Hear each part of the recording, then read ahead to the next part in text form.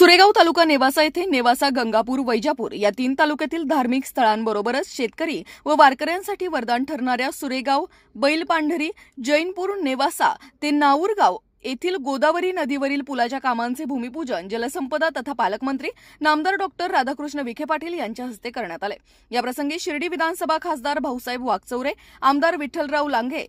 आमदार रमेशराव बोरनारे, खासदार भाऊसाहेब वाकचौरे, हरिभक्तपरायण महंत उद्धवजी महाराज मंडलिक, जिल्हा परिषदेच्या माजी अध्यक्षा शालिनीताई विखे पाटील, भाजपचे जिल्हा अध्यक्ष नितीन दिनकर, प्रभाकर शिंदे, अब्दुल शेख, सार्वजनिक बांधकाम विभागाचे अधीक्षक अभियंता विवेक माळुंदे, सुरेश पाटील नागरे, सोमनाथ डोळे, जैनपूर ग्रामपंचायत माजी उपसरपंच भाऊ पाटील घुगे, जैनपूर सेवा सोसायटीचे अध्यक्ष बापू डिके, रमेश नागरे, बाबासाहेब गीते, दत्तू नागरे, सखाराम नागरे यांच्यासह सर्व पदाधिकारी, अधिकारी व नागरिक व भाविक मोठ्या संख्येने उपस्थित होते।